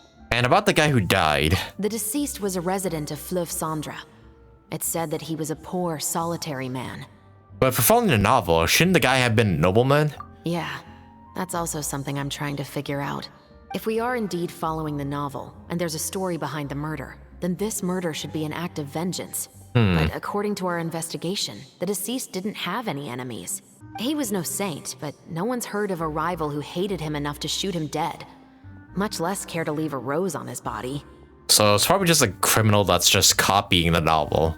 What message is the killer trying to convey? And to whom exactly? Could they be the novelist? We've thoroughly investigated that possibility. He claims to have spent the whole day at the Opera House on the day of the murder, and the staff there have confirmed his account. Okay, so he has an alibi. Not only that, he lacks a credible motive as well. He has a family of his own, and both of his parents are still alive. I've looked into his records. He was adopted at the age of 6, and all the proper procedures were followed. There are also records of him at an orphanage before then. In the story, the mother of the 2 musketeers was murdered after the children turned 10. Of course, he could have changed the children's ages, but I don't want to assume anything without evidence. More importantly, I've also had a chat with him in person. He didn't seem like the kind of person who would pull the trigger to kill a man. Then, what should we do now? We have all this new information, but it doesn't help us move forward. Investigations take time. I didn't expect us to catch the culprit in just a single day. How about this? Let's spend the next few days filming with the crew. We can continue the investigation once we're done with the film. I'm sure that given time, new leads will present themselves. Wait, but weren't you saying Intel is like small, remote islands in the middle of the sea just a moment ago? Wouldn't you just miss them if you were to stop looking? But the book had more than one reference to the islands, Paimon. What else did it say then? As long as you spend enough time sailing through the fog, you'll eventually come across an island. True. Hey, okay, there's Act 2 done. Alright. It's about the same length as Act 1. Intriguing. Oh, she's still here. What? Never thought that the captain of the security and surveillance patrol could come from the Fleuve Cendres? I have to say, I'm pretty shocked. I'm sure that wasn't easy. You mean rising through the ranks? It was a struggle, for sure. But as long as you can distinguish yourself through your accomplishments and skills, you'll eventually be recognized for your worth. If you look at it another way, my life at Fleuve Cendres has actually taught me a lot of valuable skills. Skills like how to barter with criminals or how to think in their shoes. Of course, I'd appreciate it if you could keep this a secret between us. Hey, my lips are sealed. Like, also, it would be pretty bad for the film if people knew the main lead is a former criminal. What? Never thought that the captain... Honestly, I'm pretty shocked too. There used to be a time when I thought I would never be able to join the guards, but as long as you can distinguish yourself... If you Okay, look at same stuff. Skills like, of course... Intriguing. Yeah, I'm enjoying both plot points so far, both the film directing and the criminal plotline. Makes me curious to see where this all goes.